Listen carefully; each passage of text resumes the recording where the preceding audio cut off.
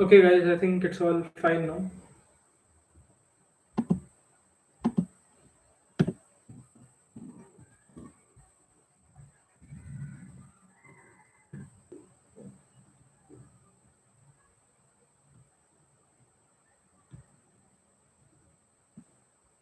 Can you hear me now?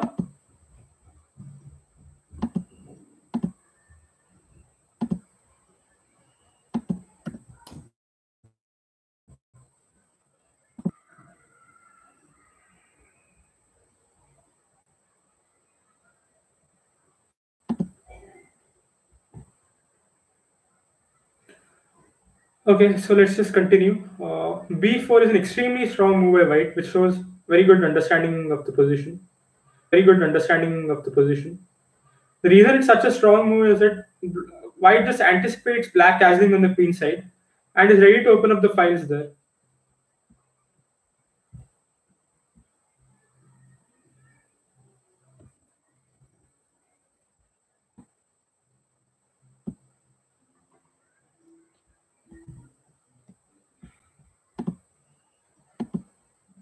So black castles queen side. There are not many alternatives to this move.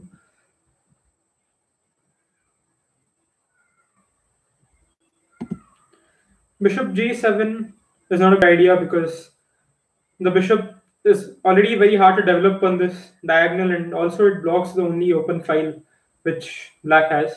For this, white could just take, and there are a lot of options here, but I think queen b3 is the strongest. Just attacking the e6 pawn and the b7 pawn, and this is the horrible position for black, and there's really no way to defend both these pawns.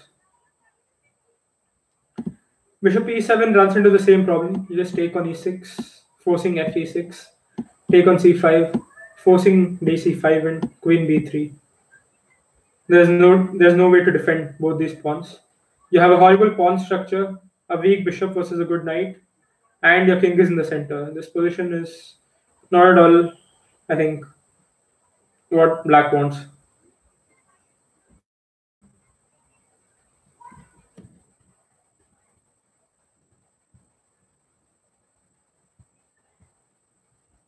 Okay, I'm saying king f7. King f7, where you mean?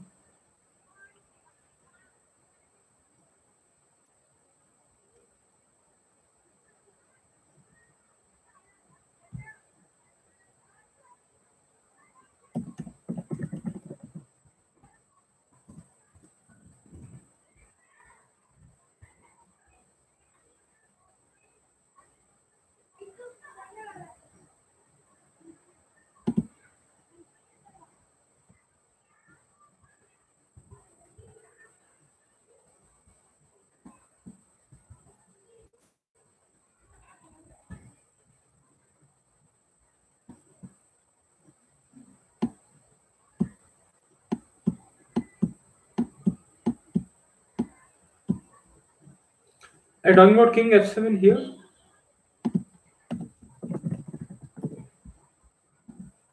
Okay, king f7 is the only way to defend the e6 pawn, but and white has so many good options here. First of all, e6 is always attacked. I can take the b7 pawn if I want, and also I can just ignore the b7 pawn and probably even consider going knight h4 to f5.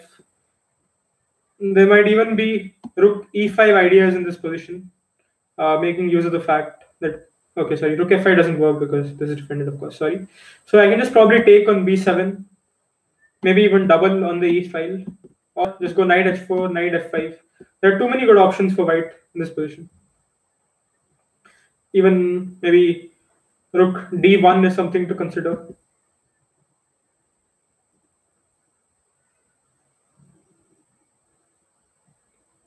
Queen e6. Ah, yeah, there's even queen e6 immediately. Yes, of course.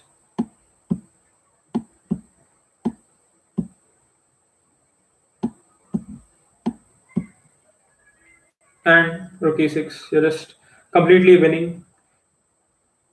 A pawn up, a very weak bishop, a good knight, and king is stuck on the king side. There's an immediate tactic. So yeah, queen e6 is a very strong move.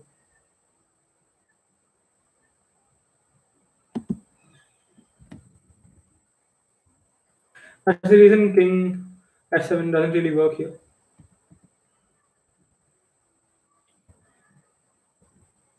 So black just castles queen side, getting out of all these problems.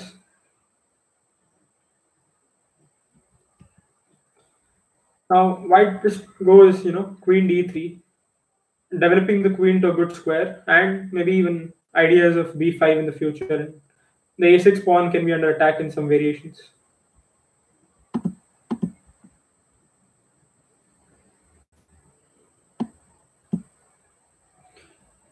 Now black has two real options of developing his bishop. One is on e7, g7, and h6. Which one do you think is the best?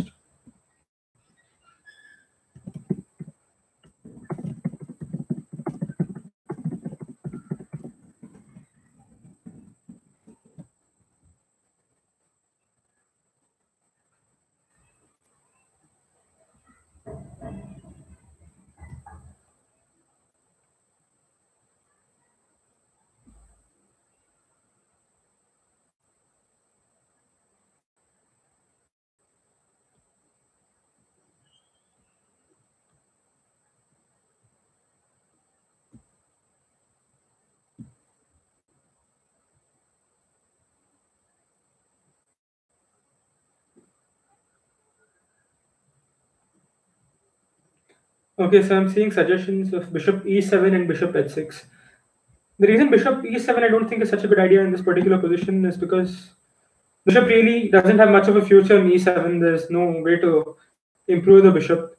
And also there might be some immediate problems with takes. The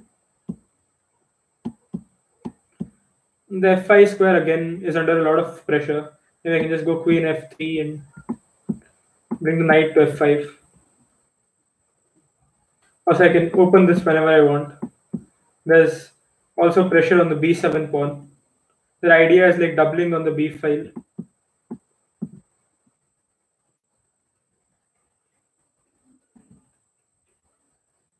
Bishop h6, I think, in this particular position is the best way to get the bishop out. Here, keeping the file open for the rooks to possibly attack. There might be some ideas like this for black. And also, one more very important idea is to maybe improve the bishop's position. Bishop f4 to bishop f5, if possible. But black in the game went for bishop to g7. This blocks the only open file he has to attack white's king, and also it's really hard to see what the bishop is doing on this diagonal. The d6 pawn could be weak in some lines, and there's really not much counterplay for black. Knight d2. So the idea of this move is very simple. White just wants to get his knight to the best position possible. It could be c4, or it could even be b3 or knight to e4 in some lines. This is a very flexible move which keeps all the options open for white.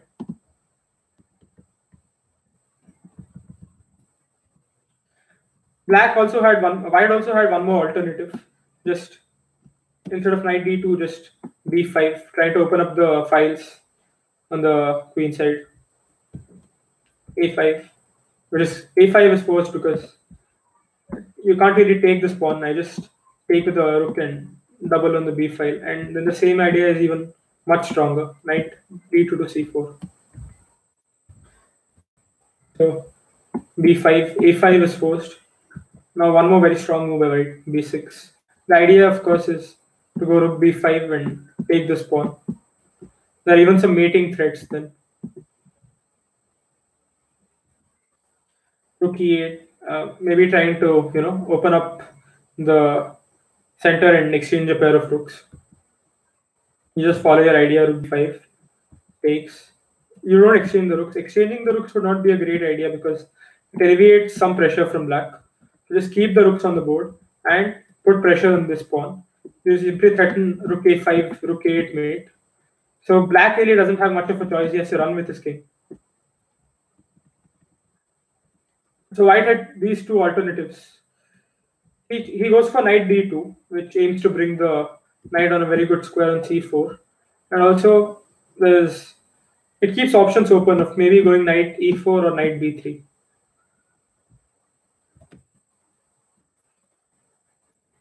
ed5 by black. So black's only real source of counterplay is to somehow exchange the rooks in the center and try to do something. Open up this bishop with maybe f5. This is all very normal. So he just follows his plan of opening up the bishop with f5.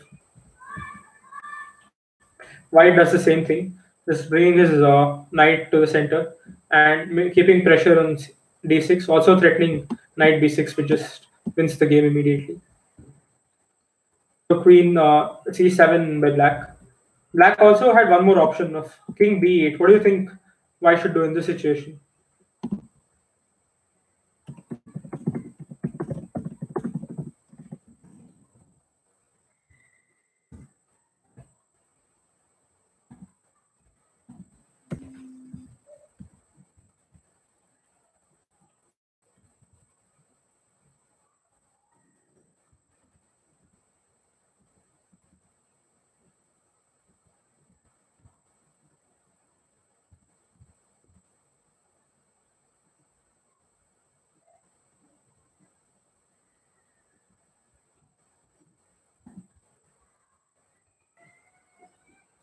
Okay, so I'm seeing suggestions of bc5, rook d1, and knight a5.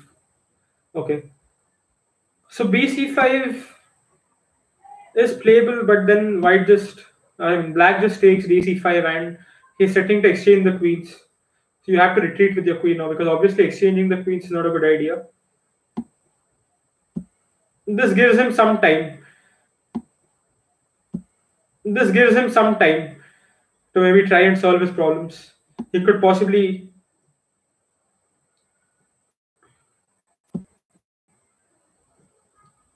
Yeah, he could probably just go queen d5 and it's not that simple for black anymore.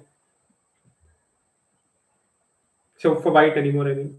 The reason being this tactic doesn't quite work because of rook g8 and they're threatening this.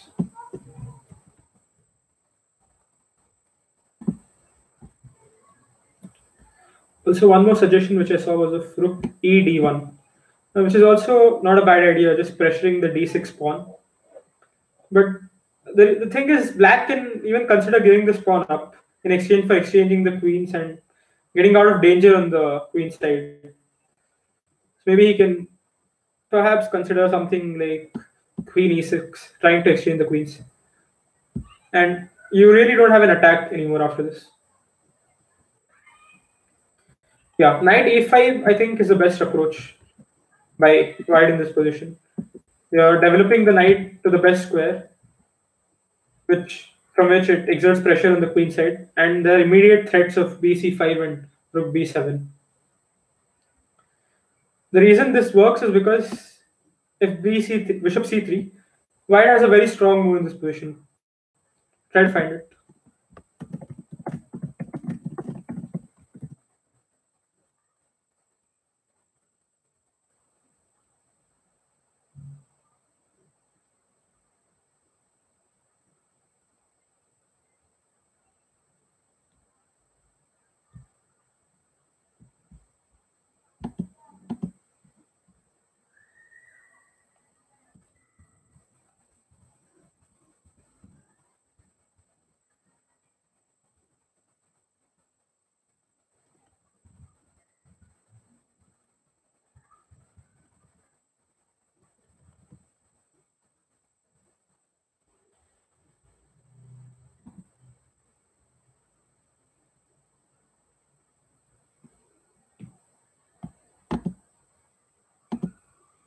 Okay, so I'm seeing suggestions of knight b7 and rook e c1.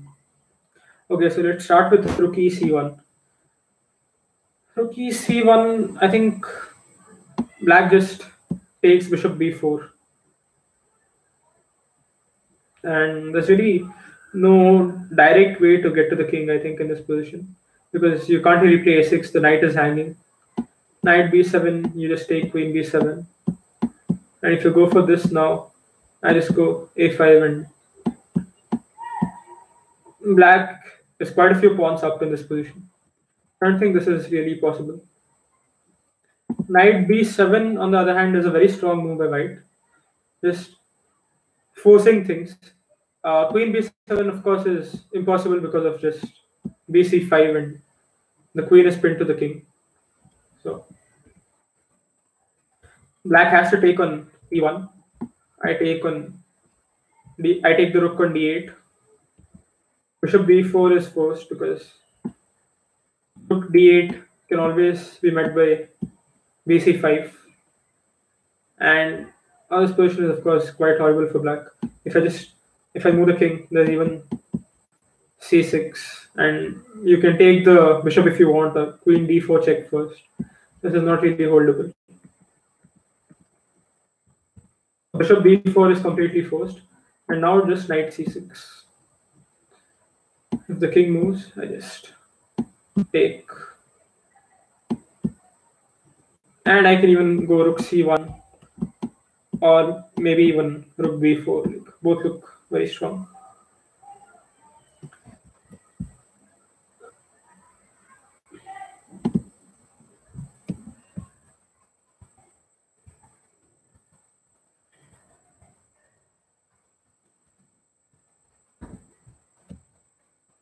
So instead of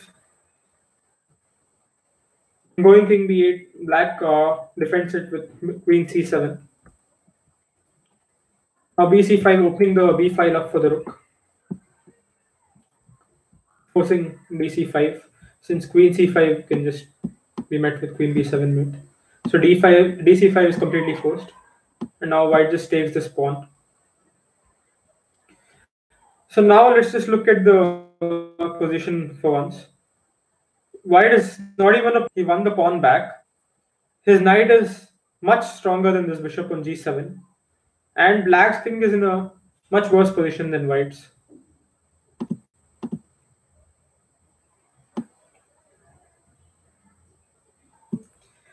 So these factors tell us that white's advantage has to be quite big now, and now he just needs to find a way to break through and win the game.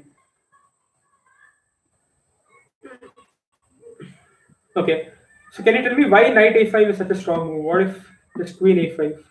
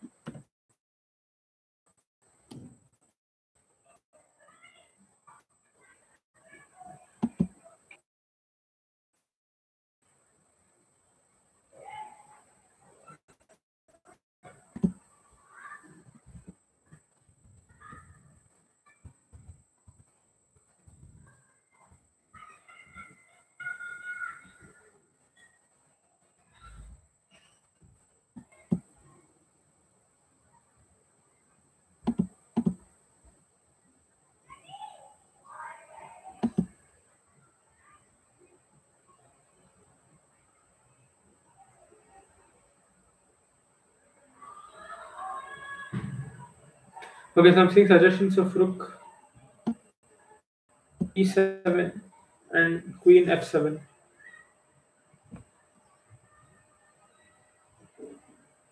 Rook e7 is possible.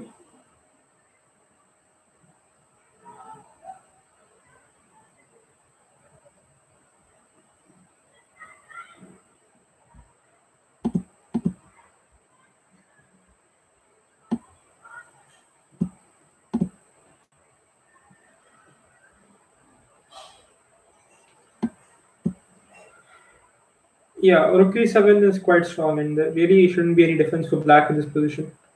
Just threatening rook into b7, and if he goes something like b5, already I think queen e4 should win the game. Now maybe even stronger is just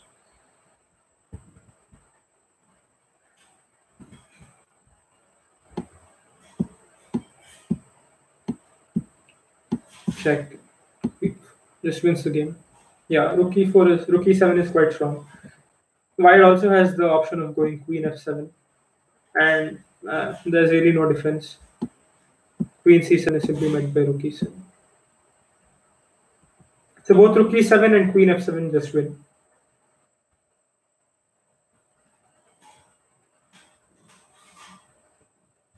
That's why black tries to exchange a pair of rooks and try to alleviate some of the pressure at least with rook e8. White takes, and now he has this very strong tactic, knight b7.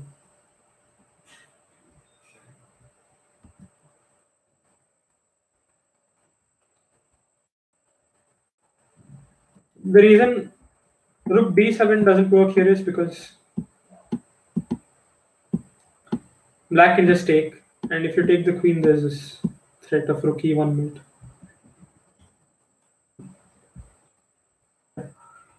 White just goes knight b7.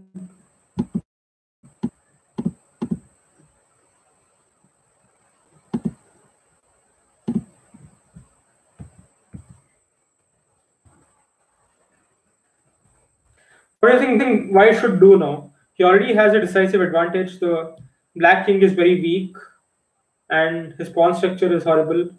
White has very active pieces, well coordinated. So you just need to find a simple way to exchange pieces now.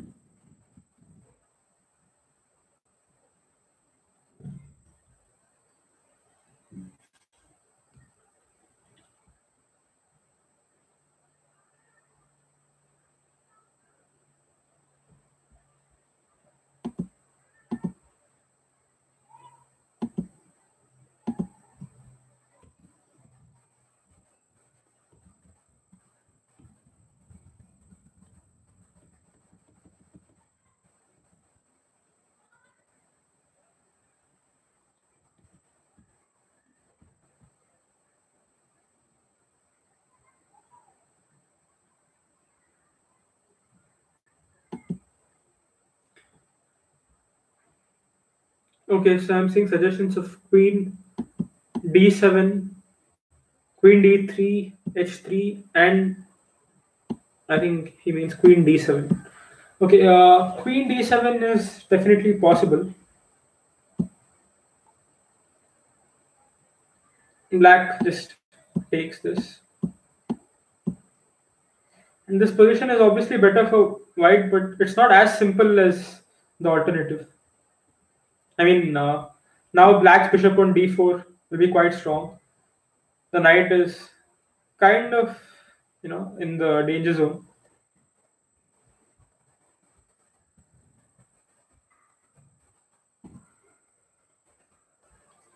And I see one more, someone saying h3. Yeah, h3 doesn't really do anything to exchange pieces, or it doesn't really improve your position anyway. You're just creating a flight square for the king possibly, but nothing more. The very strong move which white has in this position, which just forces things immediately, is queen d3. The reason this works is because queen c5 is impossible here due to queen d7. And if you move the king, I just take your rook, and it's going to be mate in two moves. So this is out of the question. And I'm also attacking the pawn on a6, threatening mate in one. Also, the bishop is threatened. So black only has one move in this position to defend. Rook e1, and this just forces the exchange of the rooks.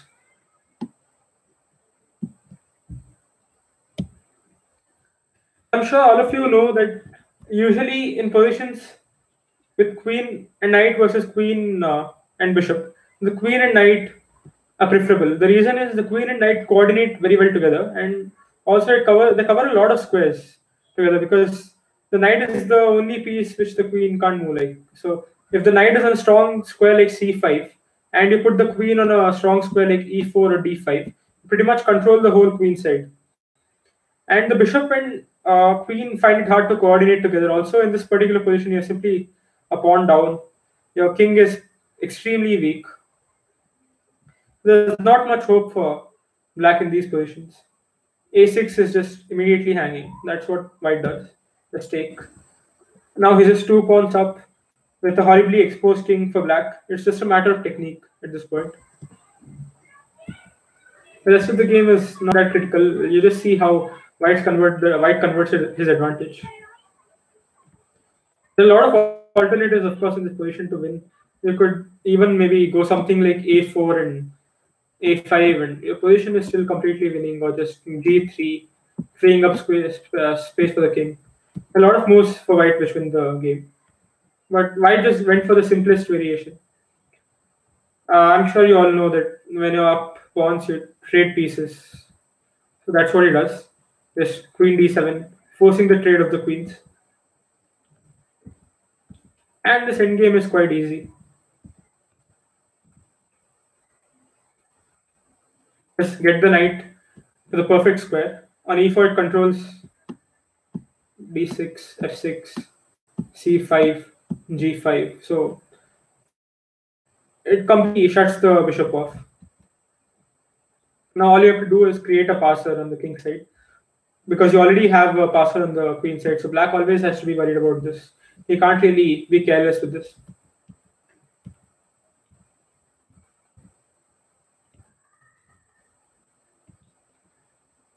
So white just centralizes the king. Knight is in a very good position. Can always come to f5. Can come to d4 or even d3, c5. You can go h4, g5, h5, f5 check. There are a lot of options for white.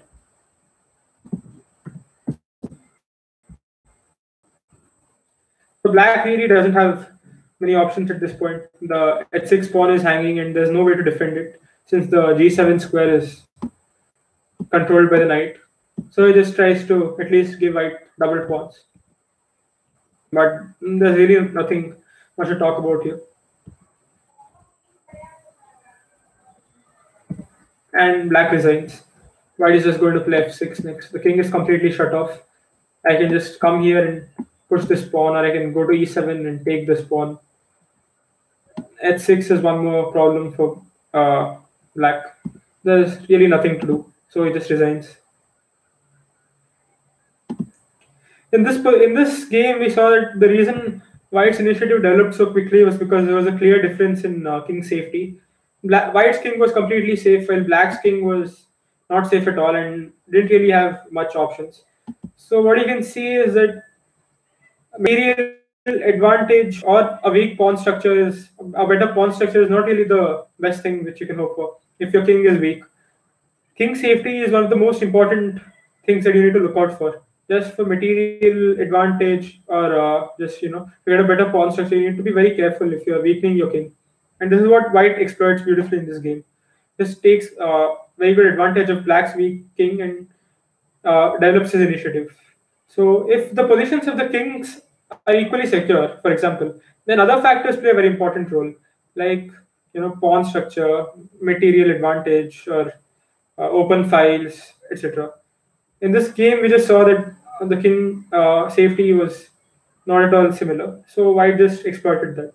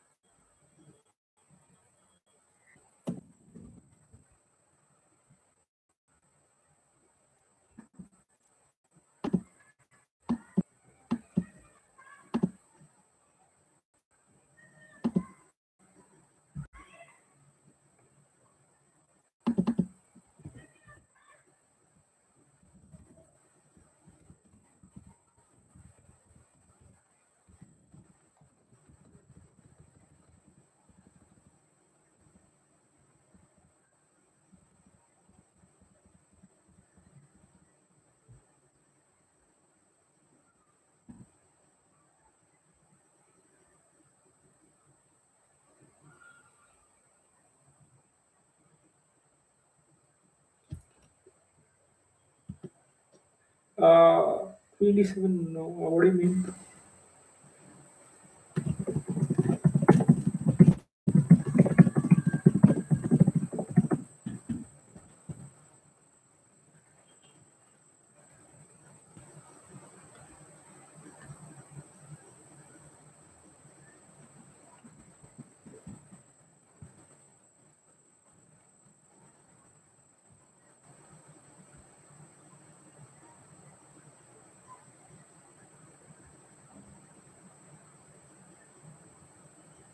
I'm sorry, I can't quite understand. Can you just explain it once more?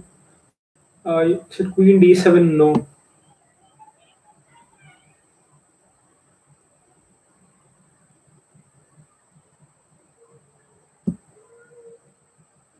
Okay, I think you're talking about the audio. Okay, yeah, sure. So I think we should move on now.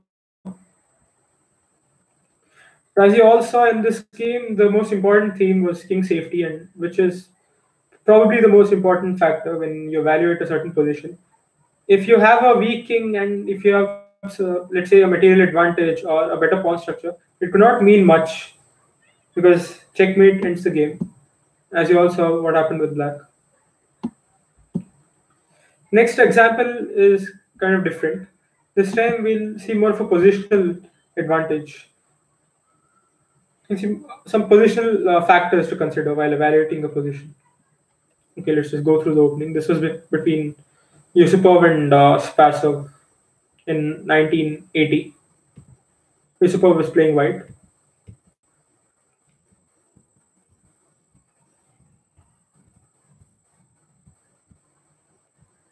This is all very standard up till now. It's just a normal Queen's Gambit decline. I mean, with d5. Black also had the option of playing c5 here, and white could go d5. This is a different way to play the position, like maybe go d6 or take and d6. Two completely different ways to play the position. But black chooses d5. And now we just go into a regular Queen's Gambit decline kind of structure. Also possible is ed5, of course, this position. And white would just play normally. Bishop to d3, castle, queen to c2.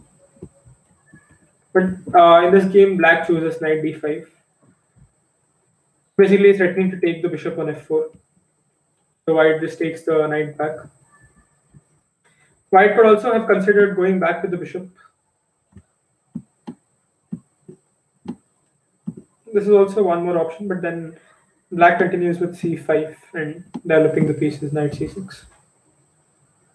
So white chooses to take the knight, bishop d5, develop the bishop to d3.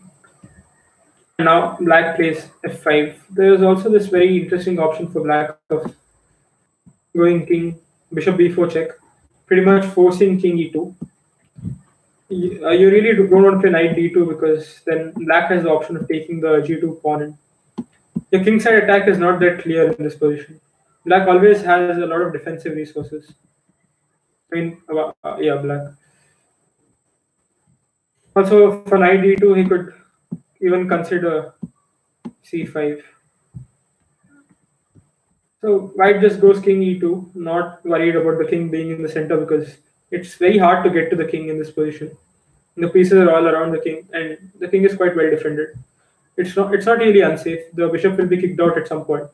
They'll put the knight on e5. Put the knight on e5, kick the bishop out, play pawn to e4, and you could also castle artificially. Rook to e1 and king f1. There's not something to worry about. So the reason black plays f5 is because he wants to first of all prevent white from playing e4, which if allowed, white will obviously do. Just play e4 and control the center. So black just wants to prevent this, and also the bishop is now kind of restricted on the king side once black plays f5.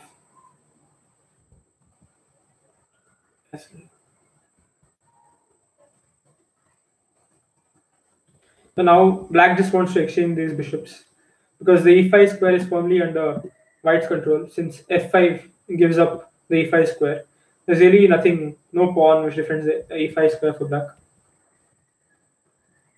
White just exchanges, and now rook c1.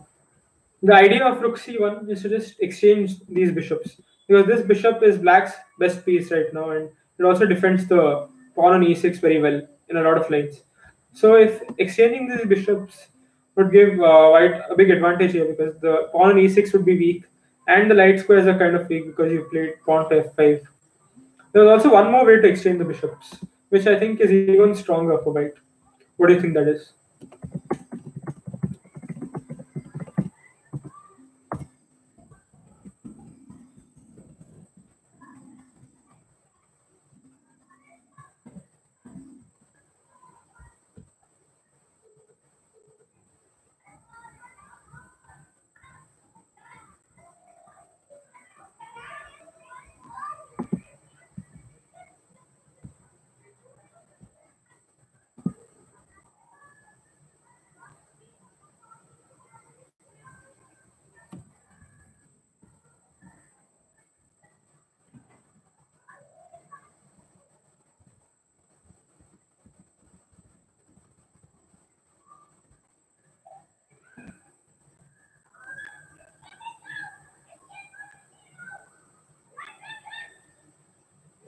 Yeah, I'm seeing bishop c4. Yeah, bishop c4 is a normal way to exchange the bishops for white.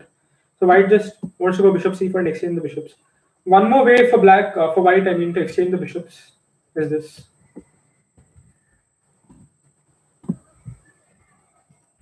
White can also go queen e2 and push e4 at some point. If knight f6, you always have the option of going this and e4. And in this line, the e6 pawn is also quite weak. These are two ways, or even you can probably even consider f3 and e4. These are the two ways for white to exchange the bishops. You could also have done it in the previous move. Instead of rook c1, just queen e2 with the idea of e4. Black doesn't even have knight to f6 because his knight is on b8. This would have even kept the e6 pawn a good target for white. So white probably missed this opportunity and goes for the other way, which is also not bad at all.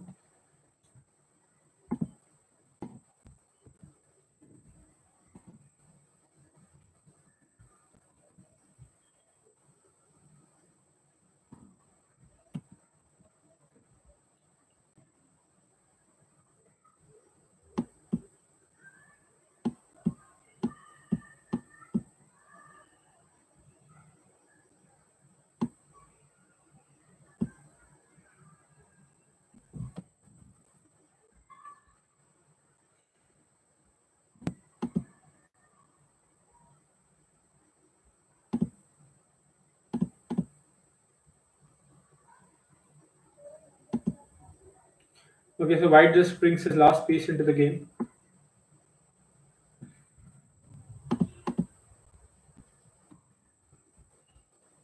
Sorry guys, the position is slightly different.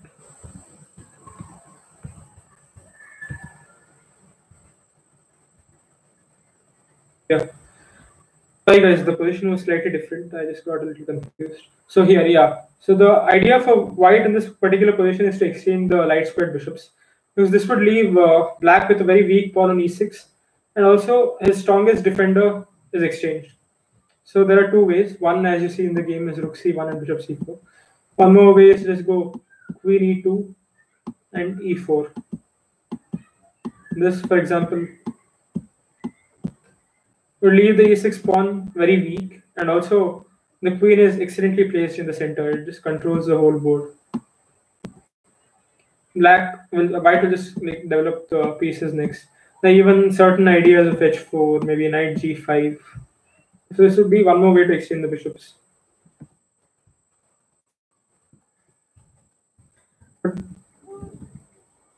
White goes for rook c1 to exchange the bishops this way. Knight d7. Now he just follows his plan. Knight f6. This just defends the bishop, and if you take, he comes into the central square with knight d5. So white chooses to ignore the bishop for now and just bring the pieces out. Queen e4, getting the piece out on a good square, controlling these squares, and possibly with ideas of bishops, queen c6 in the future after exchanging on d5. a6, black is of course simply just threatening b5. So white has to take knight d5, and now black just follows a very simple idea of taking control of the c file. For that, he doubles the rooks, and the in the future he could even consider queen c6. h6 by white just h6 by black just aims to prevent future knight g5 ideas, which target this weak pawn. What do you think are some other ways for black to continue this position?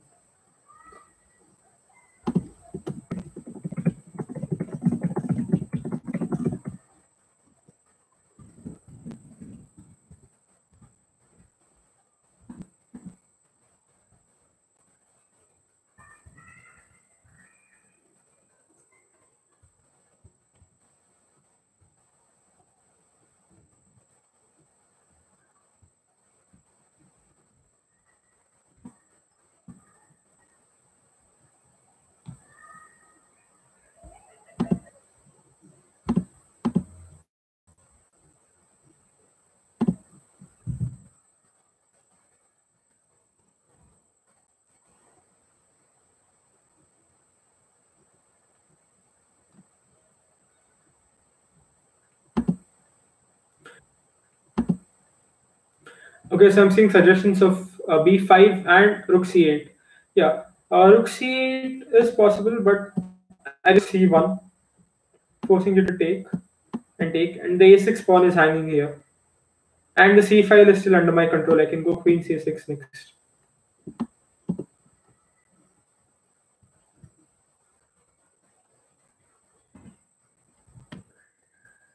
Knight e7, I just saw. Okay, but this doesn't really help you in controlling the c file because I just double on the c file. And you can't go rook c8 because this pawn is hanging.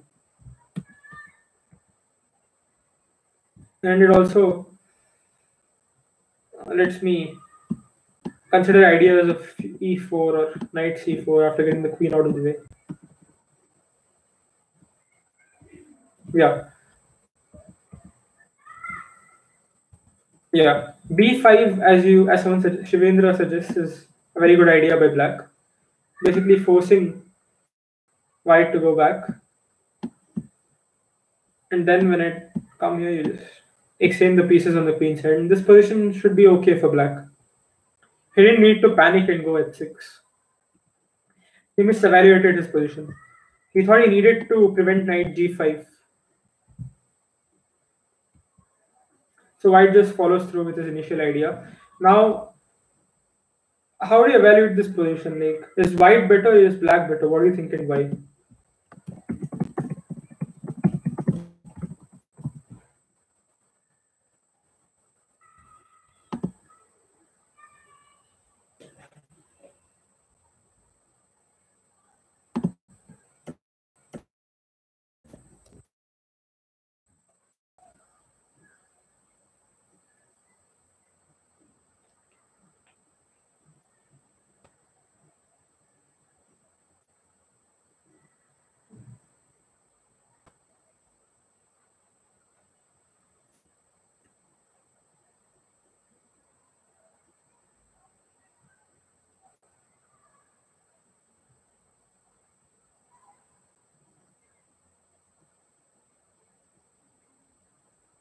Yeah, as you all suggest, white is obviously much better in this position.